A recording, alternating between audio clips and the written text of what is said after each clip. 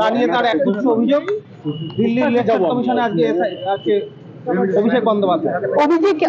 অভিযোগ কেন হচ্ছে অভিষেক ব্যানার্জি? ভুয়ো নামগুলো কাটা হয়েছে বলে অভিযোগ? মৃত ব্যক্তি, ডুপ্লিকেট, শিফটেড, রোহিঙ্গা অনুপ্রবেশকারীর নামগুলো কাটা হয়েছে বলে অসুবিধা হচ্ছে? আপনি যেতেই পারেন, কিন্তু ইলেকশন কমিশন তো বলেছেন যে কোনো কমপ্লেন থাকলে ইলেকশন কমিশনকে জানাতে।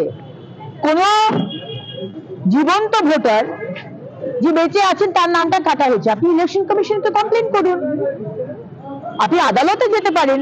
কিন্তু আপনারা যদি মনে করেন অভিষেক ব্যানার্জি, যে আপনি দুদিন আগে ভার্চুয়াল মিটিং এ যেটা বলেছেন আমরা শুনলাম, যে এতগুলো নাম কাটা হলে তৃণমূলের অসুবিধা হয়ে যাবে, এখন সেই অসুবিধা তো আমরা ঠিক করতে পারবো না। বাংলার মানুষকে ইলেকশন কমিশন একটি কনস্টিটিউশনাল বডি একটি স্বচ্ছ ভোটার রোল দেবেন। যারা আমাদের সুযোগ সুবিধাগুলো কেড়ে নিচ্ছিল এতদিন, তারা আর কাটতে পারবে না, এটা তো আপনাদেরও সমর্থন থাকা দরকার। তাই আপনি যেতেই পারেন, তাতে কোনো অসুবিধা নেই, কিন্তু আপনি গোলাবাদ যে চেষ্টা করছেন, এসআইআর বন্ধ করার চেষ্টা করছেন, সেটা কিন্তু হবে না। কালকে কেন্দ্রীয় মুখ্যমন্ত্রী আবারও বললেন যে বিএলও 2 দের শুনানি কেন্দ্রে যেতে, মানে কোথাও কি শাসক দল চাইছে এই গোটা শুনানি পর্বটাকে ঘেঁটে দেওয়ার জন্য? তার বিষয়ে কি কোনো সন্দেহ আছে নাকি? আজকে ইলেকশন কমিশনের টপ অফিসার যখন যায়, তাকে হামলা করা হয়, তার গাড়িতে তাকে মারধর, তার গাড়িতে পাথর ছোড়া হয়। এফআইআর অব্দি এখনো অব্দি হয়নি কলকাতা পুলিশের, মানে ওয়েস্ট বেঙ্গল পুলিশের তরফ থেকে। প্রতি বিষয়ে আমরা দেখেছি মমতা ব্যানার্জি মানুষকে উস্কানোর চেষ্টা করছেন। আজকে আপনি যুদ্ধ ঘোষণা করছেন কার এগেইনস্টে? আপনি ভারতীয় না পাকিস্তানি যে আপনি ভারতবর্ষের সংবিধানের এগেইনস্টে যুদ্ধ, সাংবিধানিক বডির এগেইনস্টে যুদ্ধ, গণতন্ত্রের এগেইনস্টে যুদ্ধ? সুতরাং বাংলার মানুষ বুঝছে যে আপনি কি করতে চাইছেন এবং কেন করতে চাইছেন। 2011 সাল থেকে আপনারা কিভাবে ভোটে জিতেছেন, এই যে 55 লক্ষ নাম বাদ গেছে এবং আরো বাদ যাবে, মানে ছবিটা পুরো পরিষ্কার।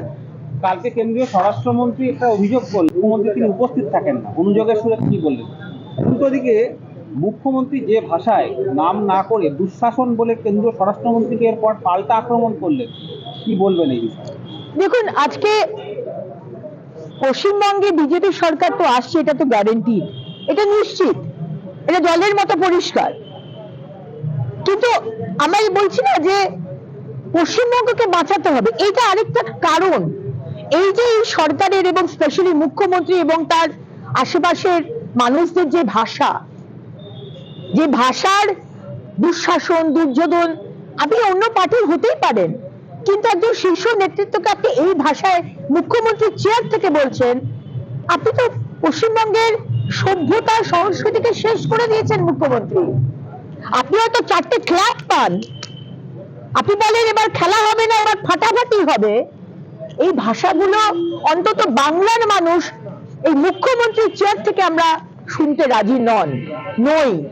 সে কারণে এটা আরেকটা কারণ, সরকার তো হবে, অনুপ্রবেশকারী বন্ধ হবে, কিন্তু এই পশ্চিমবঙ্গকে যে সংস্কৃতি আপনি শেষ করে দিচ্ছেন, সেটা কিন্তু আমরা শেষ হতে দেব না।